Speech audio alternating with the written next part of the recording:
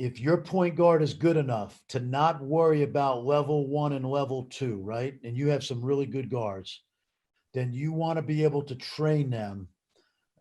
First of all, to always be able to see all 50 feet. Okay. You don't want any of those guys, Butler, any of those guys coming off the screen with their head down. So what they have to start to see, and you can set drills up this way by putting like coaches in those level 3 defender spots. Okay. Cheating them in, right? Cheating them into the lane to tag, cheat in early, don't cheat at all. You can train them to see the level 3 defenders, but I think it's at the point of the screen that their head has to be up, and it's probably a dribble past that, right in that area, right beyond the screen in that first dribble, that I think they really have to begin to see all 5 defenders. But I'm telling you, if you train these guys, they're going to have a feel for it even before they get to the screen. And by the way, this is where watching some film doesn't hurt of your opponents. Okay. I want to show you this one play, and then I'm going to try to find all those switches. Juwan Howard runs some great stuff out of timeouts and to start halves, which is very understandable because he's been in the NBA for 20 years and coached 6 before this year. So let's watch this play to start the second half, and you tell me what you see. I'm going to run the play full speed, and then I'll run it back.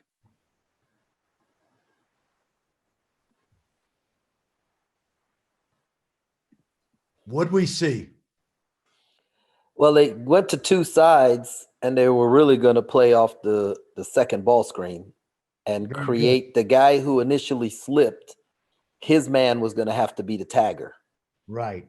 Okay. Excellent, Jerome. I mean, you know this stuff as well or better than me. But let's watch this, guys. Let's really study offense right here. Okay. I got some people on this call, young men and women that really, really want to see the game at a high level. Okay. Let's train our eyes here. Okay. Let's train our eyes, all 10. We got some really good basketball minds on this call. So here's what I see. I see misdirection to the left. Okay. I see what we call a rip screen into a side ball screen, but that's just fake action. Here comes the rip screen to try to free Livers to get to the ball screen unencumbered. But actually, it's really a decoy. Okay? Because watch, who's this? Eli Brooks? Watch Brooks pop out. Now, the real action is happening on the right side. Again, think level 1, 2, and 3. Teskey steps up. Level 1 is defeated. Watch those level 3 defenders on the weak side. You got shooters over there. Stick Smith is in a drop. Okay? Big Sticks out of Mount St. Joe's in Baltimore. My man Pat Clatchy, longtime coach there. Phil Booth, etc. So Sticks is back. Level 2. Drop coverage. Got to find a solution. Pocket pass. Everybody see that? I'm going to get to the switches in a second. This guy with the ball, his name is Marcelino Huertas. 37 years old, from Brazil, Brazilian national team for 100 years. Back in 2000, he was an exchange student at Capel High School in Dallas, played for a guy named Brad Chastain, who many of you know, and then he turned professional. At 33, he joined the LA Lakers. He played with the Lakers Kobe's final year. He and Kobe, he loved this guy because Kobe knew him from the Olympics. Kobe was an international junkie. Okay, what do we call that? A little floppy action. We don't want this guy in pick and roll. We want Huertas in pick and roll. That's who we want right here. Okay. There's the screen. We defeated him. All right, now watch this. Level 2. That level 3 guy, I'm telling you, see that guy in the left corner? Yeah, I see Right him. now, I'm just telling you this, Brandon Branch. You ready? Yeah. This guy with the ball, he can either shoot a floater or a layup. He can hit the roll man. He sees the corner man. He sees the guy in the slot at the left who's going to trail to the top of the key. You're basically he's just deciding how he's going to kill you. Okay? He's already killing you. He's just figuring out whether he's going to knife you or strangle you. Okay? Okay. I saw that.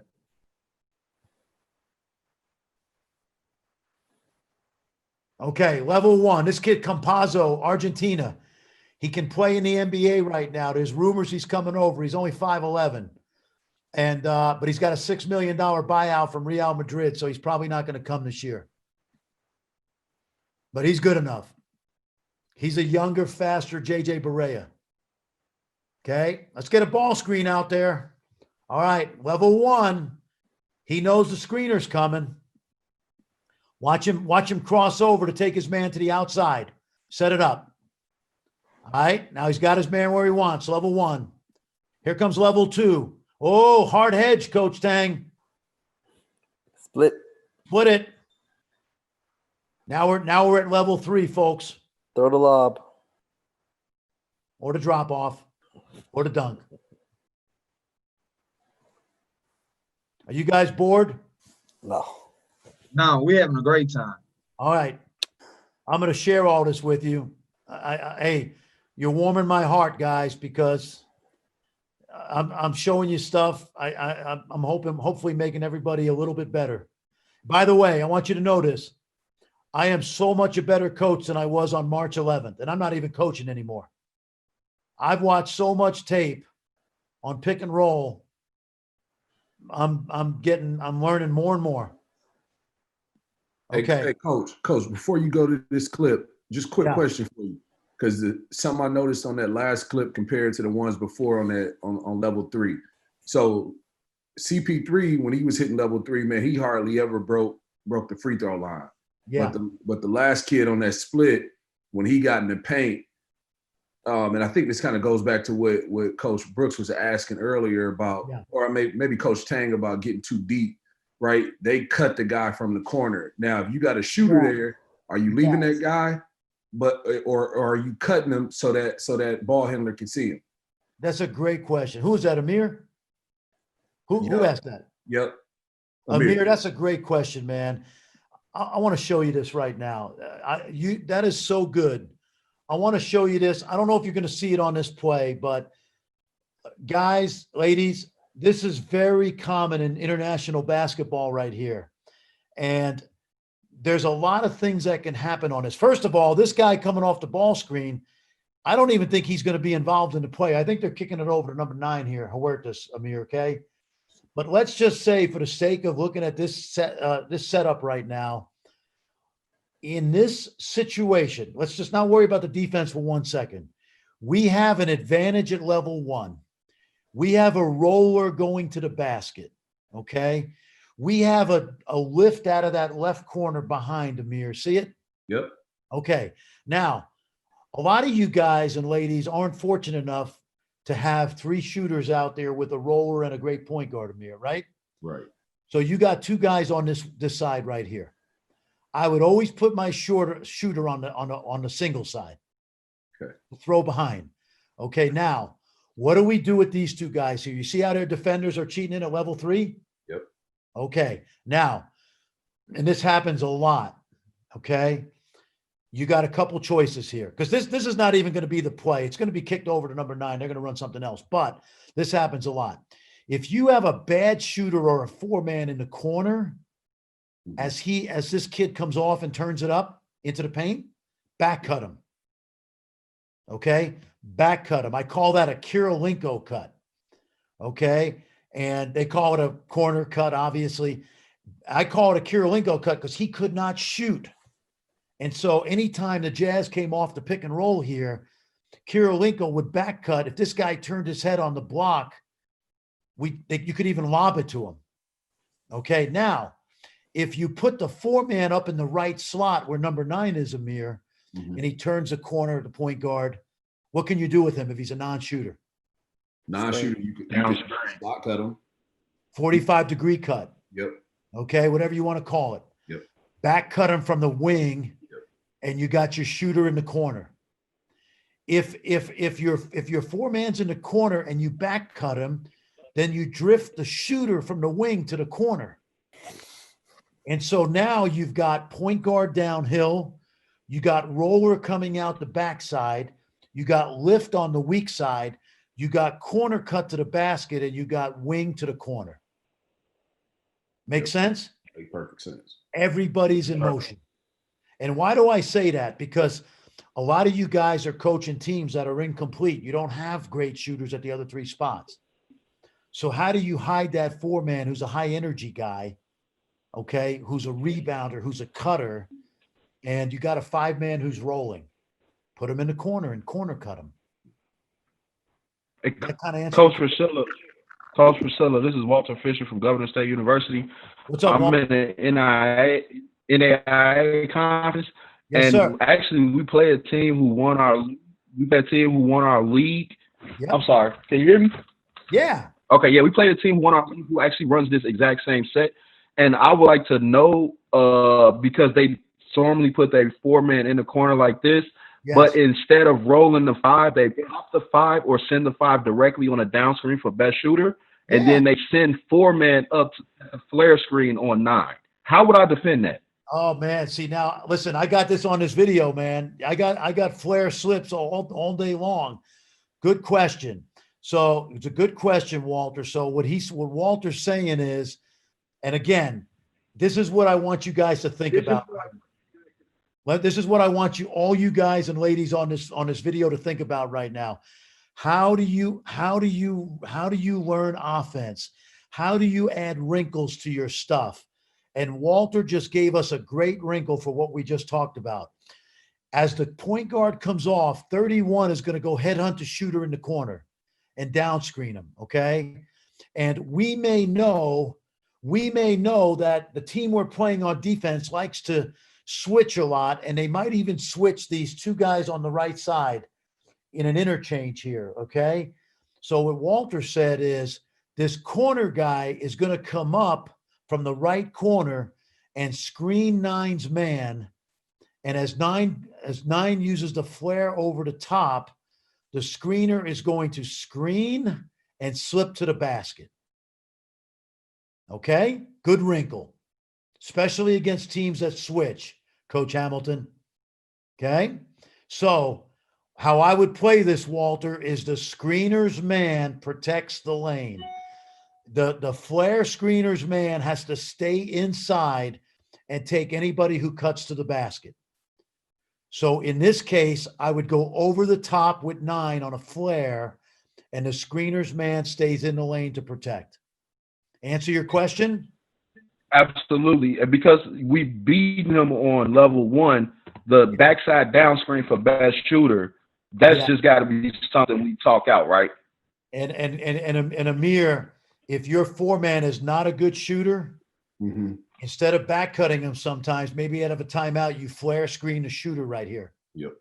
And slip them. Yep. Especially if they switch. And again, if you like something offensively and you see it on tape, this is how you add wrinkles to your offense. This is how you learn to become a better offensive coach. Study this tape right here. So Walter just gave me the adjustment defensively, and we came up with an adjustment offensively to the defensive adjustment. Okay, so watch this now. I want you to watch number 9's body language here because they got nothing. Shot clock's down at 8, 7, 6. Watch.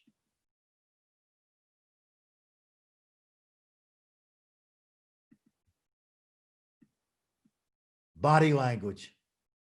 I used to do this crap in Brooklyn in the schoolyard. I'm half joking, but I did actually, because you got to think. You got to be a thinking man. So he rejected this screen and got to the lane. Look how slow he is, man. Oh, I love this. This is great. Watch this. This is how we used to watch tape. I want to tell you something. My assistant coaches used to say, Coach, they put a new defensive wrinkle in. I go, hey, stupid ass, excuse my language. They didn't put a defensive wrinkle in. The guy ran to the wrong spot. So watch what happens. They're supposed to be, see if I can get this. They were supposed to not be in ice. Watch the defender on the screener at the end of the clock. He's thinking they're in a drop and over, or at least a hedge and over. So the confusion is right here. This kid's in ice on the ball. Watch the screener's defender at level 2. Watch him give you the shrug shoulders right here. He just told his teammate, we're in the wrong coverage, man. All right, Tyrese Halliburton, level 1, 2, and 3, college kid, 20 years old, playing against Seton Hall. Level 1, there's no pressure. Level 1's piece of cake. Where's Russ? Russ, pop up in here. Yeah. Watch the screener slip out early, Russ. See him? Doesn't even have to screen. Hey, Coach, Yeah. this is Lance Irvin. Go ahead, Lance. What are you telling the screener to do? Are you trying to tell him the guy that's setting the screen the bottom third, or screen halfway in between? Okay. You Good tell the question. screener to look for. Good question. Here's what we got. Solomon Young, the screener, he already has a feeling that Tyrese is going to beat his man. So he doesn't even have to set the screen in this situation there, Lance.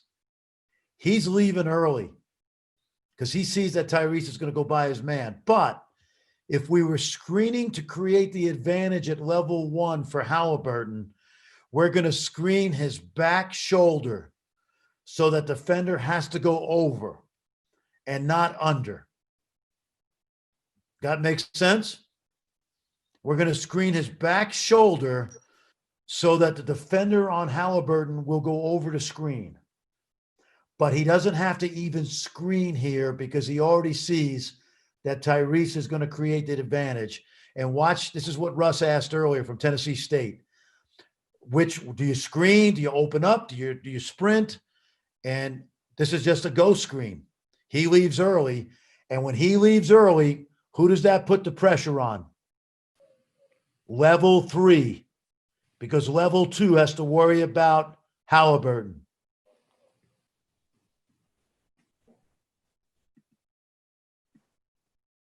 Watch it again. Can your players make this pass? And the answer is you got to train it.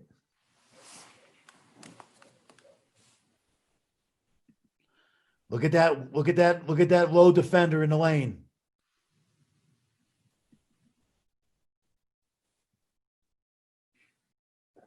So college kids are seeing level 3. That's a pro pass. You can work on it. We had never allowed the guys to do this. We never let them throw one-hand passes in the old days. We never let them make jump passes. We never let them throw that hook pass. If you don't allow them to look opposite corner and attack level 3, you're going to be playing 2-on-5 all night. Anybody know who Billy Barron is? Son of Jim Barron, used to coach at Canisius. This is Billy with the ball right here, playing in Serbia for Red Star. I think we got Big Mike Ojo out here from Florida State. This might be Big Mike on the ball. All right, so watch how simple the game is. We're attacking the first side, level 1, 2, and 3. Shooter in the right corner. They're trying to tag the roll man. Got 2 up on the ball. Okay, so the level 3 defender on the right block's got a tag. Throw behind. Easy game. Utah Jazz. Okay, this is what we call pistol action. Now, watch how Donovan stops. He doesn't even screen, he stops. Okay? Now he moves a little, but there's the screen. Okay, level 1's defeated. Joe Ingles is the slowest man in the NBA. Slow is better. Kyle Lowry, really slow in pick and roll. Slow is better. Level 1. Level 2, the roll man. Even there, Russ, he leaves early. Okay. Hey, Fran, you're seeing that a lot with the Celtics this year when they set those stagger ball screens, those double Yes. screens. If Yes. the first guy makes contact, that second guy's getting out of there so quick, and it creates that gap for him just to drive right off his butt. By design, Russ. By design against good defenses. These are the best defenses in the world. We're worried about beating, Sheridan, JC, and Lemoyne Owen and Kansas. And these guys are trying to score on the best defenses in the world. That's why they're good at this. Watch Spider Mitchell. That is a hard shot, by the way. That's a hard shot, but that's level 3 right there. Hey, Fran. Yep. Jonathan Maddox, Morehead State. Could you elaborate on that slow is better point you made? I will. A lot more guys come in and they only know one speed. Kind of talk about slow is better. Joe Ingles, crazy slow right here. Watch how slow he is. Look at this. Can't be any slower than this. Okay? You really can't be any slower.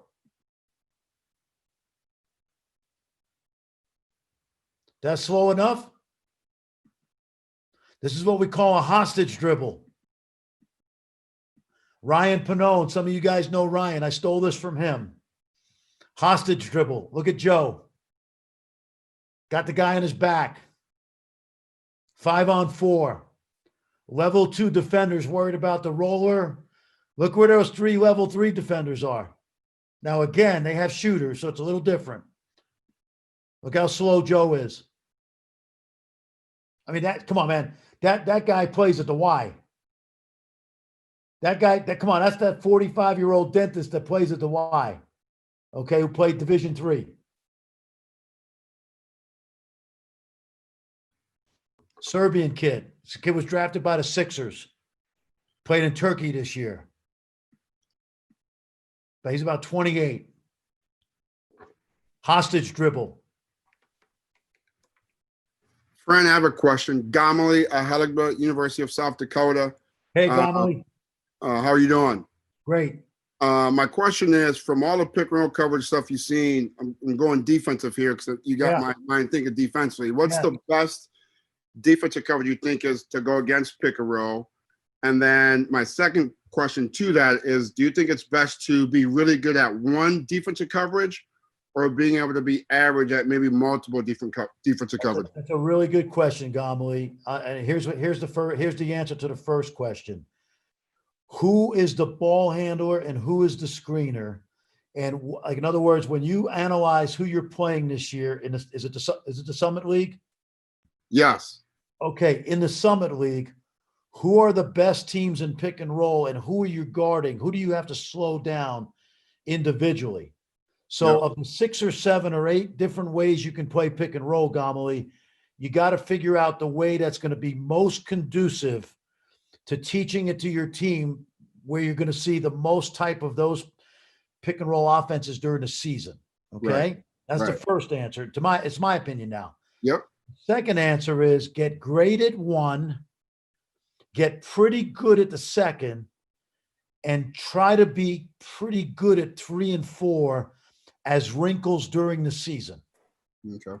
But get great at a couple. Yeah.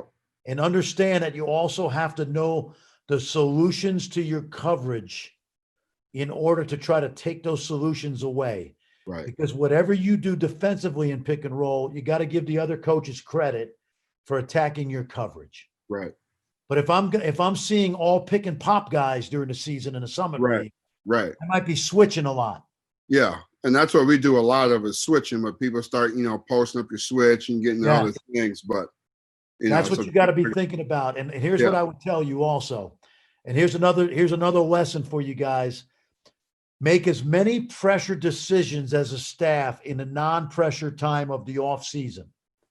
So in other words, Gamali, as you guys are getting ready for the season, I know everybody's got a lot of time on their hands right now, but your coaching staff ought to be discussing these things. Right. As you're coming into the season, hey, who's back in our league? Who are the guys we got to slow down? Who are the best pick and roll pop guys? Who are the best pick and roll point guards? And I think that's how you decide your coverage from there and get really good at one or two. Yep. I'm a big fan of the drop coverage, so I like that a lot. And now it's kind of building it in from there. I think drop coverage is good for college because I think you can live with giving up that mid-range pull-up jumper. Here's another hostage. Hey, Fran, the hostage dribble, and I just find it like our guards do it too much. Yeah. When do you teach the ideal time for them to use the hostage dribble? When you're attacking level 2, right now. Okay. I got you, but sometimes it's just better just to like have a foot race to the other lane line, make that big slide over, create a bigger pocket, and deliver it. So is there I think if you don't gain a complete advantage where you can go downhill right now. Right, Jerome? Yes. That's Davion Mitchell right now, and he's getting downhill right now. He's attacking that big in the ponytail at the foul line. Gotcha. Okay, I think absolutely. You don't want to use this too much to where they're not on the attack. You know what I mean? But I think what you can use it for is if you don't have him beat right here, or look how crowded level 3 is in the lane right now, because that white jersey on the right block hasn't gotten out quickly yet. Yeah. And by the way, that might be Shane Larkin. That's Shane Larkin down there popping out. He had a great season. Okay. Remember Shane from Miami? From Miami. Yep. Yeah. So watch what Micic does, the point guard. He can't turn the corner, Jerome. So he's going to get this guy. And now look at level 2 and see. This is where I know you don't want him to do it too much, but I think you could train these guys right now. You know what I mean? You can put 2 coaches on those blocks. And maybe if maybe one coach raises his hand, that's who he throws it to. Or maybe you put a coach in the corner, coach on the block, and you simulate level 3 right here. Because if you see on that left side that guy guarding the wing, he wants to tag the roller, but he doesn't get in there. I have a question. Mandy Carver, Fresno State. Hello, Mandy. Ball. Mountain West champs. I feel like now I just got to say that every time. Bulldogs. Go Bulldogs. Go Bulldogs. So what would be some techniques to teach seeing that third level that help the helper? We try to teach our kids to count defenders. Yes. I'm going to tell you a story, Mandy, okay? I was in the Bahamas last August with Texas Tech and a couple other Division I teams, Georgetown, and a Serbian team was over there training. And the Serbians are great teachers, okay? And this is the team that had a guy 7 years ago by the name of Nikola Jokic, who's now in the NBA and one of the top 5 passers in the world. Okay, I got video on here I could show you, but not tonight. So I asked the coaches of the Serbian team, how did you train your big guys in short roll, for example? And here's what he said, okay? Let's assume what you're seeing on the screen. This is big Michael Ojo here from Florida State. So let's say it was a short roll and we threw it to Michael right there where that purple circle is, Mandy. See it? Mm-hmm. They put shooters in the corners and 2 coaches on each block. And what they did was they put a coach underneath the basket. So you got 3 coaches, okay? And you can use managers or whatever. If the coach put his fist up, that meant that the big guy drove it to the basket.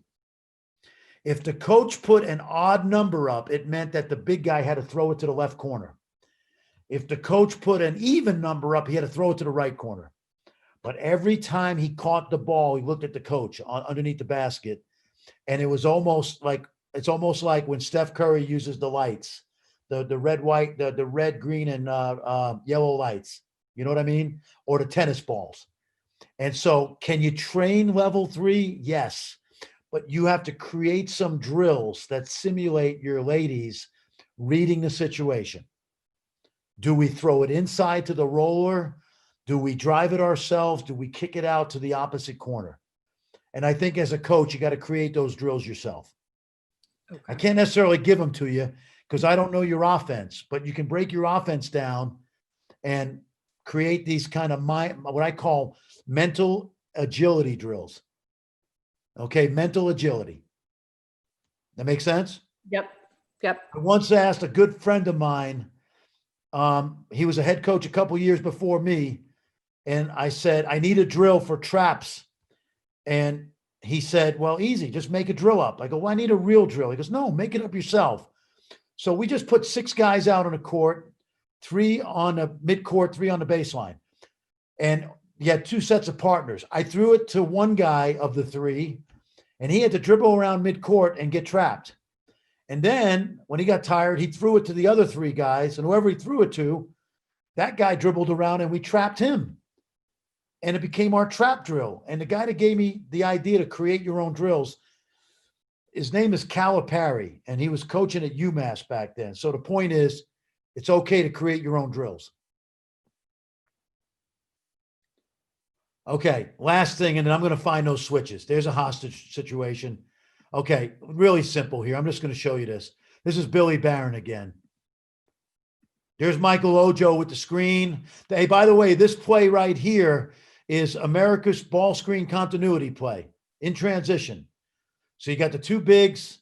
He's going to kick it over. They're going to cut the first guy. You see how fast that guy cut? Wow.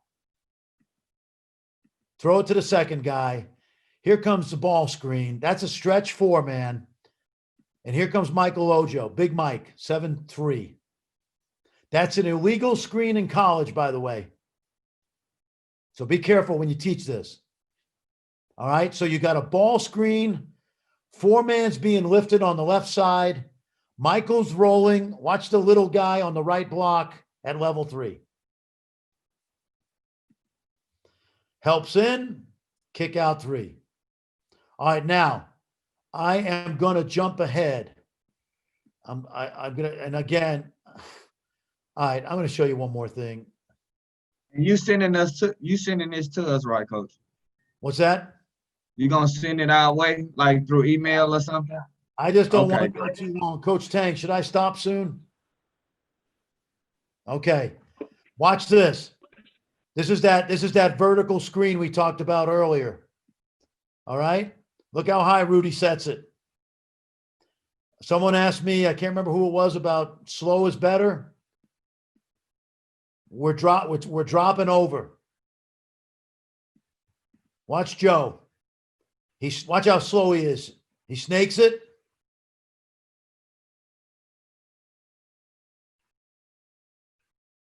Slow is better. He was shoulder to the hip, though. He was slow, but he was low. Oh, yeah. Oh, yeah. Here he is again. Slow Joe.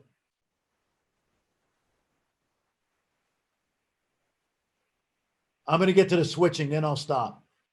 All right, now they ice him. Got to have a solution for every coverage. This is supposed to be an ice. All right. So they're going to push him to the sideline. Okay. Russ, watch Tony Bradley slip out early. He's already engaged level 2. Tony doesn't have to screen here. Who was it? Lance? Lance, you hear me? There's no reason to screen because he already sees that Joe's even with his man. I used to say this is a good term. If you're even, you're leaving. If you're even, you're leaving. So Tony Bradley can leave early. Level 3 is accounted for because they don't want to give up a 3. And they're going to force Joe and Tony to play 2-on-2 hoops here. And Joe's a genius, so he's getting a shot.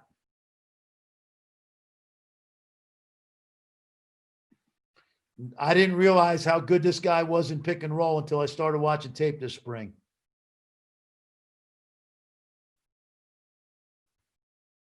Ice. Showed you this earlier. Ice. Okay? Ice coverage. Steve Prohm does a great job. I've seen this play, short roll, 200 times last season, and 150 times it was a charge by the big. This has been coached, guys. I want you to watch George Condit. He's been coached to be under control here. If you don't coach this, you're allowing it. You've heard that before. So ice coverage. We're at level 2. Watch Big George. Stops, pivot, hits the hook. That can be coached. Oh, this is fun. Watch this. All right, now. What are we seeing? Coach Tang, you're the professor. What are we seeing here? It was a pin down right into a ball screen. They're gonna try and you got slivers. I think livers on this corner. Yeah. So that's who they want to make his man tag. If he doesn't tag, it's gonna be a dunk on the step up. Well, what happens if Teskey pops instead of rolls? I didn't know Teskey. I didn't know Teskey had that in his game. That's on that flat screen. Okay, let's put your thinking cap on, Coach Tang. He can shoot the 3. Okay. So what do we do on that weak side if they throw it back? Oh, if he goes, it's a drop defense hedge. So and they're going over the top. If he pops, you're gonna get like a full rotation off on this backside. Let's see. That means the guy in the corner is getting a wide open shot. Let's see. I'm gonna stunt. Okay, all good stuff. Who said that? Was that you, Gomely? Yeah. All right, let's watch. Now this is where Juwan Howard knows what he's doing, because he probably already knows how they're going to defend this on the weak side. And I believe this is out of a timeout. Let's just start the game. Okay. Yeah. How good is that, folks? Yeah, he had choices. Yes, he did. He sure did. And we know Teskey can stretch it a little bit. So, yeah, starting the game. Pop, stunt, cut. And if you don't have the cutter because the bottom defender takes that cut, 45 cut, we can skip it to whoever that is over here. That's their best player, Livers, yeah. I think. So yeah. Great. And you're watching tape during the season and you see 34 is an aggressive stunter. You got to have a solution for that. And maybe he's not open because it's good D by 30. So now Teskey's got to see that. And we throw it, maybe he lifts up. And by the way, I know what you're going to say to me. You're going to say, Coach, we're going to switch on the backside. Okay, Mandy, you watching this? I got you. We're going to switch on the backside. So the bottom man's going to take Livers and the top man's going to take the guy coming out of the corner. Okay, good adjustment. What happens if the bottom man stays in the corner? Now we're playing 2-on-1 on number 30, and we got to be able to make this pass to the deep corner. Okay? We have a plan. You adjust. We adjust to the adjustment. You adjust to my adjustment. We adjust to your adjustment. That's good coaching by our guy. Okay, back to Huertas.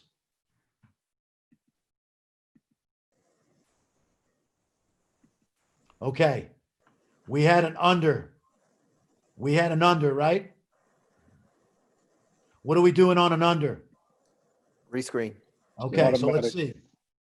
These European kids have been doing this since they were 14. If anybody's got to leave the call, please don't stay on. I'm all good. Okay, you see that little fake to the corner? Watch Huertas. Watch how much of a genius he is. This is schoolyard stuff, man. I'm telling you, I grew up on a schoolyard playground, asphalt. And I was the shortest guy in my schoolyard, the whitest too. This is schoolyard stuff you learn when you don't have great physical ability. Watch this fake pass to the corner to get the defender leaning toward, getting him off so he can set up level one. See that fake and the guy jumps a little? That's level one right there. Okay, let's watch. Watch the big automatically rescreen. Now, what are you doing on a second rescreen defensively? You have to go over. Automatic switch for us. Okay, good Going call. opposite what you go the first time. Say that again, Gomley. Going opposite whatever you do the first time. So you'll go over. You'll go over. Okay. Now, he's going over, and I think it's an aggressive coverage. So he may be switching it. He may be trapping it. He may be hedging. But see, Huertas already knows this because he sees this every night in the ACB league. All right, here's the aggressive. All right, but he still defeated level one. Maybe there's a switch here. There's a roll, so somebody better get that roller. Top X. Ooh. By the way, he lied. You can't tell on this. He lied with his eyes to the weak side corner.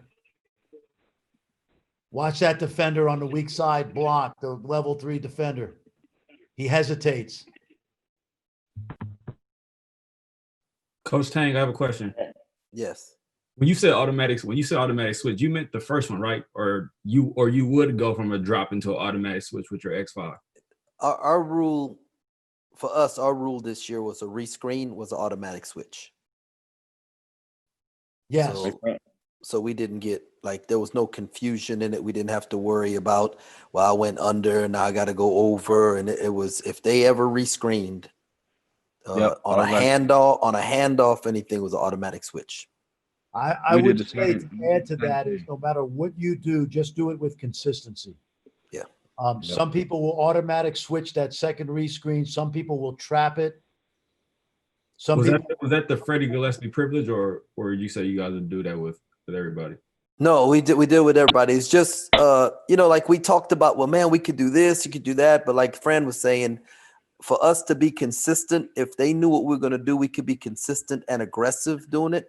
And we just felt like that was the best way for our guys to always do the same thing and then to do it aggressively. So, and by the way, Coach Tang, not a lot of offensive teams will rescreen twice. Yep. Because they don't do it. Just like on a snake for us on a ball screen, if the guard snakes it, it's a switch. So like that made it real simple. We just I think Fran has said this in teaching offense, keep it simple. I think in teaching defense, you got to keep it simple and consistent, and guys develop some rules and some habits, and it just translates to aggressiveness. Hey, Frank, could I say something before you move on real quick? You just touched on it. Go ahead. And I noticed it kind of goes hand in hand with slower is better. And just through my experience watching some of the better pick and roll players, you just talked about manipulating the defense with your eyes. Can you expand on that a little bit? I think that's huge. No question, man. Great point guards at level 3 lie with their eyes. They come off a screen. They're looking at the corner, but they see the roller.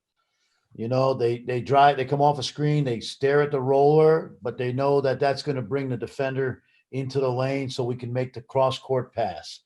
I see a screener coming up to get me from the right side. I'm staring at my teammate in the left corner. You got to be able to lie. You got to manipulate the defense with your eyes. This is like schoolyard stuff. I mean that. It's stuff you learn on playgrounds that isn't taught anymore. Okay, let's see. Under. Okay, this is that high ball screen, vertical space. Okay, look where Rudy is. He ain't shooting that. Someone said earlier that Gallinari was in shooting range. We know Rudy isn't, but he's still setting that screen high. Rescreen. Okay, Patty Mills, 2 teammates, 2 Aussies. All right, let's watch the rescreen. There's the roll. Simple. Rescreen. Watch her work this now. Genius. This is the same clip as before, guys. Same clip as before. Roll, foul. You got another one coming. I put this on twice. That was my fault. These two plays look the same. Rescreen. Hit, handoff, under, trap, hit, boom. Okay. So, Fran, that's just their way of giving him a live dribble. Yeah. Whereas some people may do like some kind of floppy action and give the guard the live dribble. They do it off of like a pistol or a handoff. Yeah. There's a DHO. Well, not a DHO. It's just a handoff. He didn't DHO into it, but they're setting this up right now with the little handoff, right? See that? All right. So he's going to go under. That's one. That's two. Okay. That's three. So now the defender's like, F you. I ain't letting this guy, go under one more time. So we're going to trap him.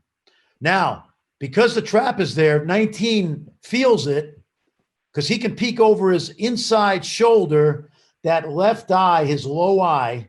All he's doing right now is he's peeking at the defender, and he sees that defender is in a position to trap it or hedge it hard. So he knows that. Huertas knows that. There's no way he can roll all the way to the basket. It's going to take too long if he's being trapped. So he's going to open up quickly and short roll. And when he short rolls, it's a press offense right now. Okay? See how quickly he opens? It's a press O. Every press O has three outlets. Left corner, short roll, guard opposite right, and a long diagonal. Your press offense against 1-2-2 full court, if it's a good one, has three outlets and a long diagonal. In this case, we're hitting the middle outlet because it's essentially a press right here. And we have a solution. And this is where, as a coach, when I was coaching and I was running pick and roll 25 years ago, people would trap us, and I would say to my team, we're going to crush these guys, because I had a solution to the trap. And so it's like, okay, MFer, you want to trap us? Good. Trap us. Coach, Tommy Strine at Lamar University. Hey, Tommy. On that short roll, is that something we're telling our guys to roll hard every time. Is that something where like on this, obviously, like he's reading it, but is that something where we're just letting our center just kind of make a read on it? And because like you said, a lot of the times he's just going to run that guy over at the rim. Tommy, let me ask you this question. Let me ask you this question on this video. If your point guard gets trapped right now, how easy will it be for him to find your big rolling all the way to the restricted arc? Very, very difficult there. Okay, good. So here's the deal. No doubt. So we know that. So in order to put maximum pressure on the defense, you got to train your big man to feel this, and it's practice, to just open up early. Okay? A lot of you guys at the mid-major and NAIA level, like I did, I had a 6'3" point guard. Some of you guys know Travis Lyons, who coached at Howard with Kevin Nickelberry, and Travis is now at Riverdale Baptist in Baltimore. Played at DeMatha. Travis was 6'3", 260. He played power forward for me and was a great player at Division I. He was great in short roll 25 years ago, because to your point, Tommy, there's no way your big guy is going to get a chance to roll all the way to the rim. So this is a solution to a trap here. Open up early. Gotcha. Put the pressure on the defense right now. So the screener needs to make as much of a read as the ball handler does. Absolutely. All the time on these ball screens. Absolutely. And he's got to feel this trap coming. Watch this. If he, again, he's screening. I used to teach my guy, don't worry about the screen. Peek over your inside shoulder, your left shoulder. If you don't see your defender in your vision, it means he's high. So if I don't see him in my vision, if he's not in a drop coverage, I'm going to open up right there. And they do, because he feels it. He feels the trap. Gotcha. Okay, so your screener needs to be able to read stuff as well then on totally. this. Hey, gotcha. If the corner blitz comes in football and your wide receiver's running a fly pattern, he ain't ever going to get to it. That's a great analogy. That's awesome. See? And if that corner blitz comes, Brady's hitting Edelman on a 12-yard dig route, and he's off to the races for 10 more. Right. So traps like your slant then. You're getting your hot read. Gotcha. Okay. Exactly. Thank you. Oh, this is great. Okay. Again, we taught this. I was with Jeff Van Gundy in New York. When I got fired at St. John's, again, did I tell you they never recovered? I think I did. I have Italian amnesia. I forget everything but the grudge, Terrence. Okay. I should have 800 wins by now at Manhattan, at St. John's, but that's another story. God's been good to me. I mean that. God's been good to me. So watch this now. Trap. We need a press O right now. This is no longer man-to-man defense. This is a trap. This is a trap with 2 trappers, 2 interceptors, and Lopez as the safety man. What we used to teach, and I got this from Bob Hurley and Jeff Van Gundy. We get trapped. The ball handler takes 2 backup dribbles out of this trap to create time and space, and also give the big guy a chance to open up and roll, short roll, because he sees it. Okay? Now, Jamal Murray only uses 1 dribble, but fortunately, watch his reverse pivot away from pressure. And I think I freeze this here. I freeze it on purpose. Look at him turn away from the pressure, hit Jokic, press O. How good is that, Coach Tang? That's really good. All right. Again, let's get back to level 2 for a second, and let's analyze this. We're at level 2 and we get trapped. What's our solution? What's our solution? We know it. It's a short roll, press O, attack.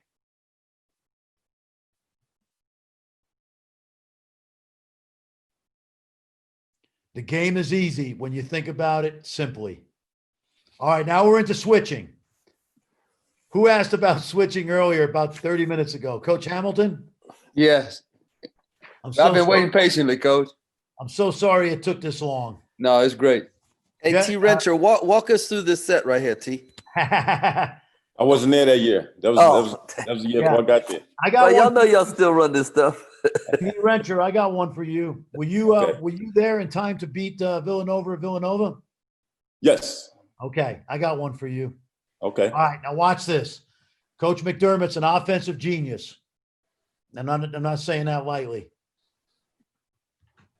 Watch. Train your eyes. What do we got? Train your eyes. Watch all 10. What do we got? What is that? The throwback catch and run? That's the boomerang. Yeah, they switch. Boomerang. They switch Okay. and they boomerang. Let's watch it now. Watch how they get to it. This is Xavier. You know, again, Xavier. Hey, we're Xavier. We're tough. We're defensive minded. We can switch at 4 spots. We can switch at 5 spots if we have to. We're not letting the ball get into the paint. Okay. There's a switch. Okay. Is that Tyshawn? Is that Davion Mintz, I think? That's Davion, yeah. Davion, watch how quickly he throws it back. Boomerang pass. Now, some coaches are teaching Davion to take one more step back and rip and go and live dribble, blow by him. Boom. He's still got space here. And he does a good job. But watch what he does.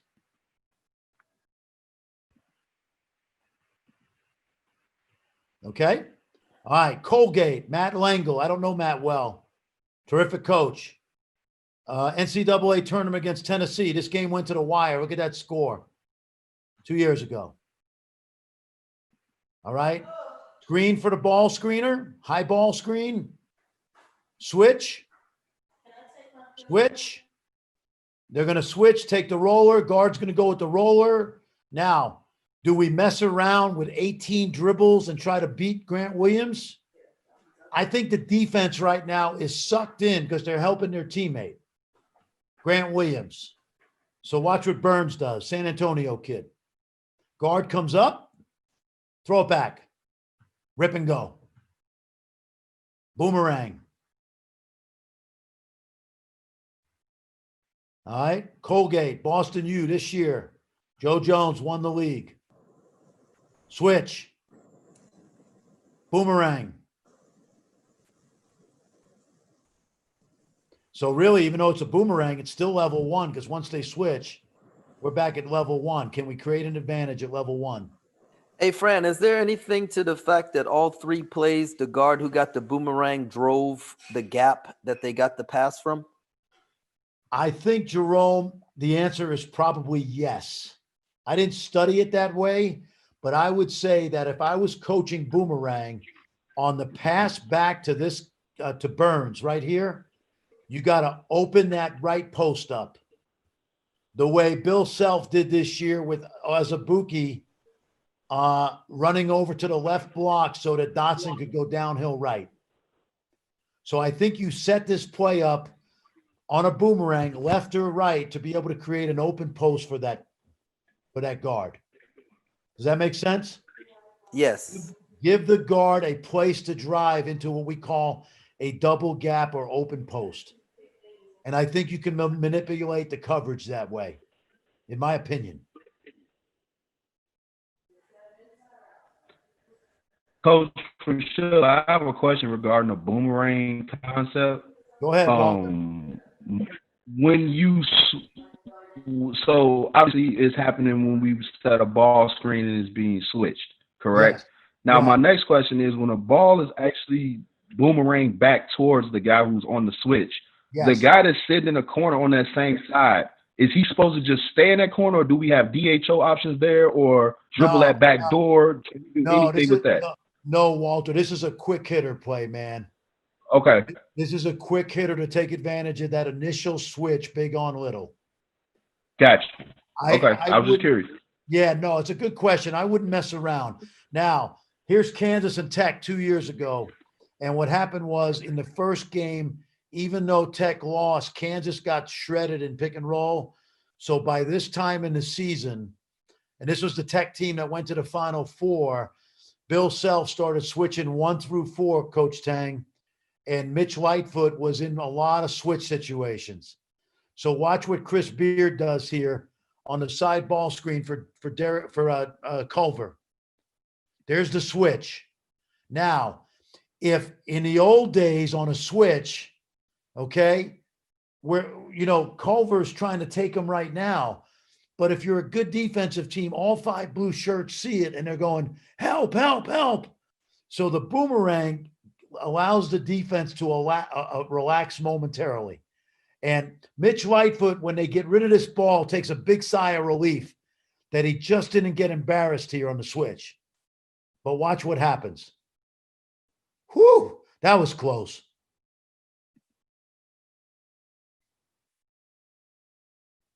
Boomerang. All right, now another switch. Go ahead. This is Akeem Miskadeen from Florida Atlantic University. This question is actually for AB and Tang. What do you guys do on a boomerang when they empty the side? Because I know, or I think I know, you guys, if they're driving to the side and it's not empty and it doesn't have an empty post and the guard is fronting, you guys are forcing it. You guys are side pinning, forcing the switch. It's going to be another switch. The guy that's fronting, you guys will switch uphill, correct? Hey, Coach, don't answer that. We run a lot of boomerang action. I need the information so we can be green. Hey, we Jerome, were the team that were going to be green.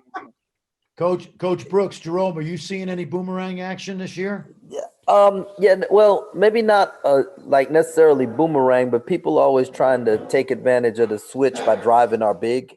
Yeah. And so coach is asking if it's he knows if there's a strong side block being filled that we're gonna force and switch back. If it's empty, we still, our thing, we still not giving up middle. And then the guy who was guarding the big and that's something that people tried to pick on us. Because our guards hugged the post player, we had to work with our guards to get off of the post stay at the rim, be ready to rotate early, trust the crackdown on the backside. Got it. And our biggest thing is the big can't allow the guard to reel them into a three. Yes. So they have to make sure that they run them to help. So no rhythm threes. Yep. Yeah, I'll ask another question to that too. Do you guys emphasize on the guy jumping to the ball to help take away that gap on the boomerang? I don't, like I'm just noticing here, Fran, that all four and even the plays that you ran that were boomeranged, the guard who got the ball back drove the gap that the pass came from. And so I'm wondering if that was, I mean, look, in this situation, he's going to drive right back where the pass came from. Right. I'm wondering if there's something to that, because every one of them did that.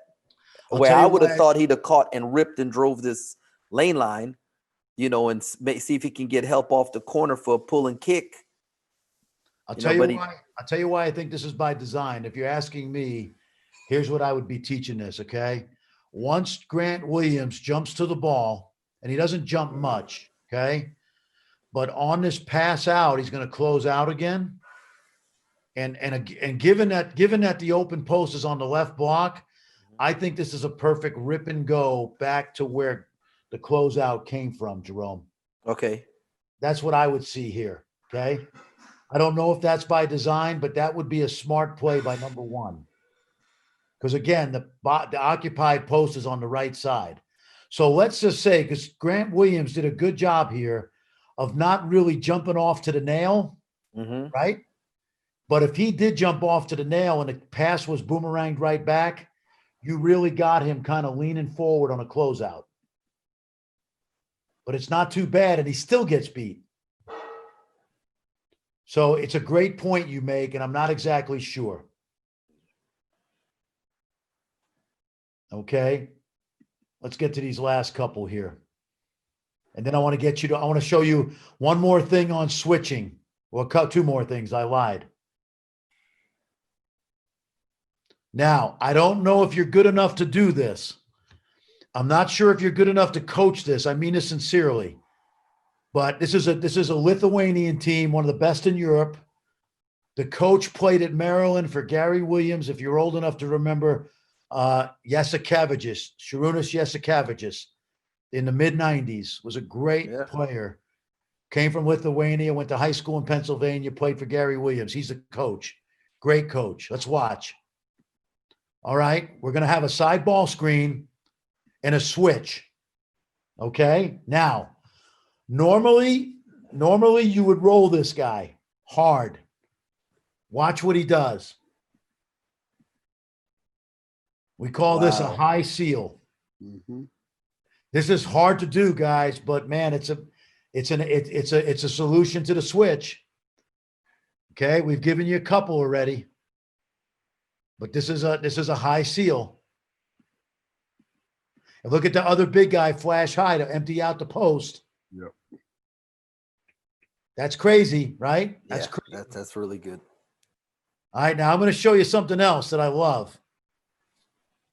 Okay, you're going to see a high seal again, but let's talk about pick and roll basketball a second. Let's talk level one right here. What has to happen at level one? Somebody yell it out. Open up your mic and yell it out. Great advantage. Great advantage. Okay, so let's watch this point guard here.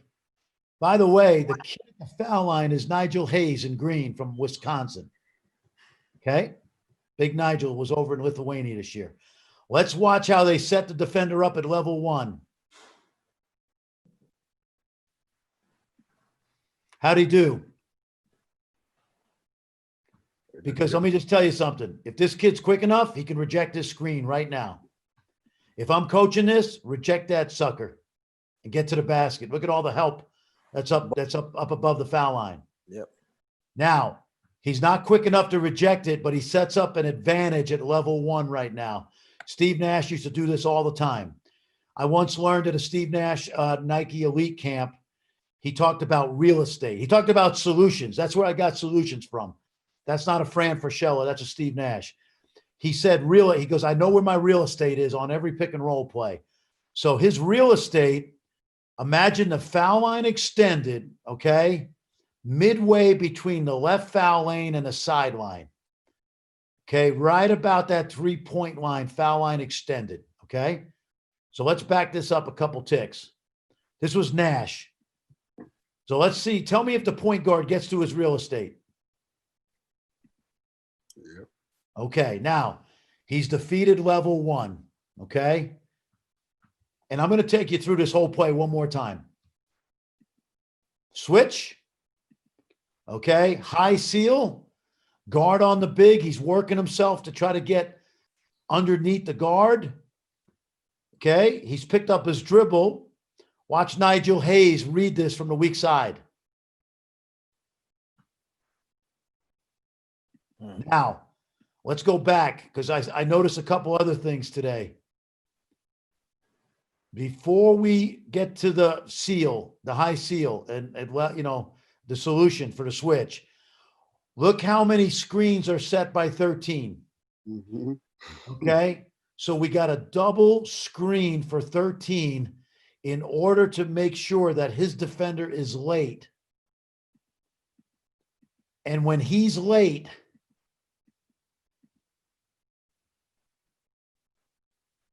we got something at level 2. Okay, we got something because we already got that advantage at level 1. I'm sorry, Coach. That's Thomas Walkup, huh? Yeah, you know what? It is Thomas Walkup. Hell, who said that? I said that. Yeah, T Wrench. Yeah. Thomas Walkup from Stephen F. It sure is. Sure is, man. Great call. It's been a really good player over there. And there's that high seal. Now, do you need this? Can you coach this? You got to decide, but I'm giving you solutions to switching. There's Siesta Cabbages. One more time. All right, now, okay, hold on, a little different now. This is Maccabi Tel Aviv in the yellow playing against Zalgiris, okay? Now, when a team hard hedges or traps, we know we can short roll it, okay? Aggressive coverages are susceptible to the short roll, but they're also susceptible to the advance pass. So in order to maintain the advantage here on a hard hedge or a switch, okay, in this case, it's going to be a hard hedge. Advance it quickly. Get rid of it. Get rid of it. Yes. Kansas used to do that a lot. Kansas used to do that a lot with this advance post to post look. Yep. And hey, look at Hayes. We've used his aggressiveness against him. It's a great pass, by the way. Yeah, catch and pass. Catch and pass. Yeah, that's hard. All right, couple more. Said that an hour ago. All right, now, how else we attacking switches?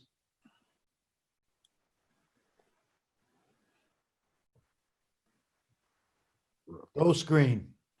By the way, slowest guy in the league.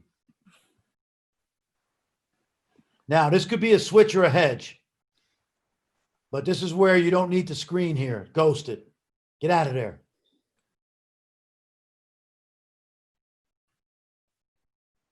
I got one for you, Terrence Rancher. Sit tight. Ready. Okay, now, here we go. 2 years ago, okay, this is going to be a guard go screen. I hate high pick and roll at the end of a shot clock. Okay, high pick and roll. You can switch it. You can blitz it. I hate it.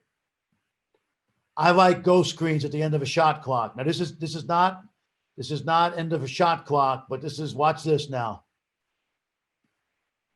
Mooney screens from Moretti. Here comes Moretti. Ghost drive.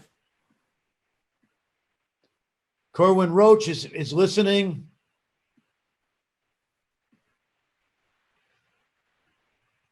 Watch Kerwin Roach turn his head. Thinks he's going to get help. Hey, that's that veer option Dallas run all the time with Luka. All right. Watch this. This is great. Now, Marcus Garrett, with all due respect, is to me the smartest player in college basketball.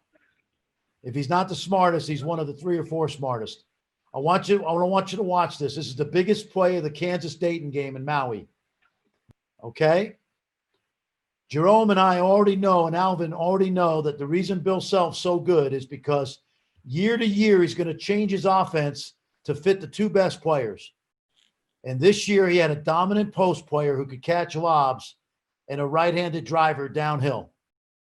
And he had a couple guys that could make shots in the ball side corner. But so this is the last most important play of this big game. Watch Marcus Garrett. They're trying to, I don't know what they're doing here, but they got nothing. Okay, they got 20 on the clock. They got nothing. Bill Self is just yelling out the play. I don't even know the call, Coach Tang. But right now, watch Marcus Garrett come into your picture and coach everybody as to where to go. Okay? He's getting Moss or somebody over, Abaji over to the right corner. Okay? And then he realizes that Dotson's in the wrong spot. He should be over a little bit more off center on the left. Look at him. He just pointed to Dotson. Get over there. Go screen. Biggest play of the game. And by the way, we all know this. If this lane is clogged because the level 3 defender in the right corner helps, he's kicking it out. And Coach Brooks, what happens if the big guy leaves Doak? It's 2 points. By the way, he got a few of these in that second matchup. Unfortunately. Okay, but anyway, go screen, guys. Go screen. There was going to be a third matchup, Fran. You're damn right. You're damn right. All right, Coach Brencher. I want you guys, everybody, to watch this. This is a fake play into a go screen, into a set play. Now, my son Matt, when he was home after the coronavirus started, he said, "Dad," I said, "what game you want to watch?" He goes, "I want to watch the game against Creighton. We lost because we had about 6 or 7 breakdowns in this game that cost us the game." And he took me through every one of them. And you'll see it in a second. And they scout, by the way, they knew this stuff was coming. They just didn't play it correctly. DHO, all fake, all fake. Watch big fella come up and set the ball screen on Zagorowski. Go screen away. Gillespie gets caught under. Let's watch it again. This is a great set play if you got a great shooter. Go screen into a set play for Baylock. Money. Great play. Now, watch this. Second half, watch Mitch. 24. He wants to run it again. Villanova is not getting beat on this play twice. I'm just telling you. No freaking way. Here comes the go screen. Watch Gillespie. Smell it. Watch Gillespie. He ain't getting screened. No freaking way. Okay, took the play away. I think.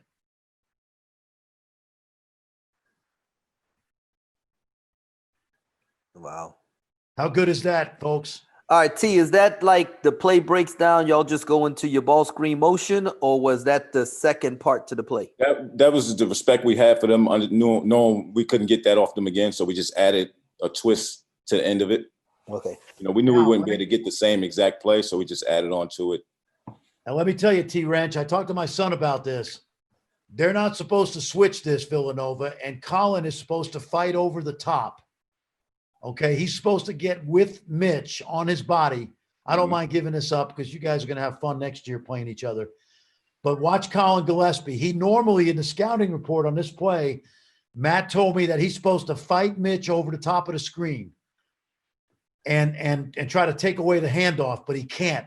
He's late. So what he does, like a lot of players, is just going to try to shortcut it. And when he shortcuts it, look at that effort to shortcut it.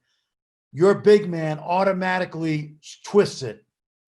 And now I'm a fan of this kid. He's one of the best shooters in the freaking country, man. This kid's a great player. I can't wait to see him next year. We coach him up, coach. That's all that is. You, man. You did a great job in that second half of your first year there, man. A lot of good coaching up. So that's the go screen, guys. Last thing, watch this. Someone asked before about this. Spain, Gasol. Watch this. Team switching. Okay. They're switching that little, they little up screen. They're going to switch. Flare slip. Flare slip. We talked about this earlier. There's Rubio. Okay. That's a little Spain action, a little back screen for the lob, but they don't really want that. They want this flare slip. Boom.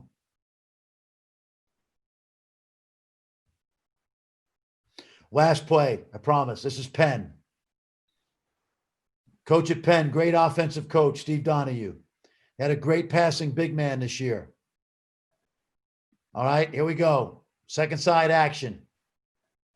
Yale switching, supposedly. Slip. Guys, I appreciate you being on this, man. I'm sorry I rambled. I got a question. This Coach Branch again. So when we watching film like this, I keep catching myself ball watching. Are y'all, Coach Tang, Coach Brooks, are y'all always seeing all 10, like no matter what, or you never look at the ball? Like, how do y'all see the game? Go ahead, Coach Tang.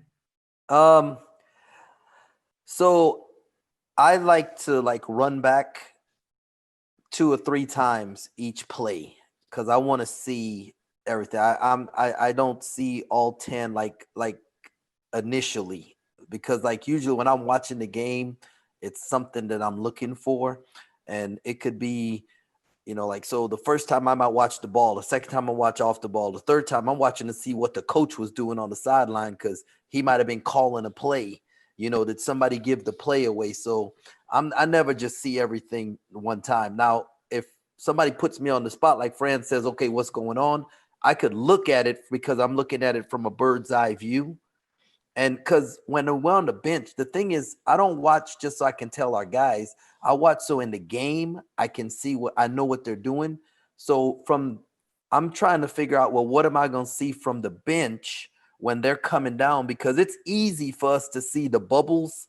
It's easy for us to see the help from the bird's eye view, but when you're on the sideline and you're trying to see what they're doing, you want to have certain cues that might help you. So I'm watching several times. It takes me a while to go through a game. So a lot of people wouldn't like to watch film with me because I don't catch it as fast as everybody else, and I'm looking for some different things. So Amir. Yep. Abdul Rahim. Yep. How have you trained your eye through the years? You know what? My eye got trained really well about 2 years ago when I was at Georgia with Tom. Yes. Just the way he watched it, because I was actually kind of similar to Coach Tang, where I think sometimes, or I shouldn't say similar to Coach Tang because this may not be why, but I think as a young assistant, what I would do was, say just take scouting, for instance. Like I'm scouting and I'm looking for certain things, certain actions, certain wrinkles, certain just little things that they may do or call, like Coach Tang said. And so I think when I was with Tom, I'll never forget, I think we were about to play Clemson in Grand Caymans, and we were watching film together, and he kind of checked me on something, which was good. And he was like, look, man, you're watching these games, and you're just watching to see what they're doing. Man, you gotta watch in a sense to make the adjustment and then make the next adjustment. And so I had to get used to kind of what he'll rewind that one play, 5 or 6 times, so I kind of took that from him a little bit. So over the past 1.5 years, 2 years of just watching different things, college, WNBA, women's basketball, international, I've started to be able to see not all 10. I would probably say 2 and 3, I can see that second and third level a lot better now, you know, and I can probably see half the court. I hadn't got to all 10 yet though. No, well, listen, it takes time. And Brandon, everybody on this call watches film a different way. And here's what I would tell you. When you watch film, can you rewind it? Yes, sir. Rewind that baby as much as you need to study everything going on. Gotcha. Okay. When I showed you that high seal play earlier, I didn't even notice how that point guard set up his man by driving him off. Remember when he got back to his real estate? I didn't see that until like the 5th or 6th time. And I see Kareem Brown on here from Niagara. Every one of you guys is learning how to watch film. And the only way to learn, I see Big Craig there, former Texas Longhorn down there in my corner of my box. Good to see you, Craig. But everybody learns how to watch film by just watching film. There's no secret to it. I had a head coach that yelled at me a lot when I didn't watch it the right way back when I was 23 years old, and he trained me. But every one of you guys can train your eyes to watch the tape. And here's the last thing I'll tell you about that. You will never be great at teaching offense unless you know what the end result of the play looks like. So you have to know what the play looks like when it's really run well.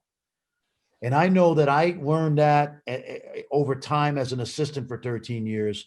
And then when I put my offense in, I knew what the end result looked like. So when somebody was out of place, I had already trained my eyes to the point where, nope, you're in the wrong spot. You got to get 2 feet over to set that screen.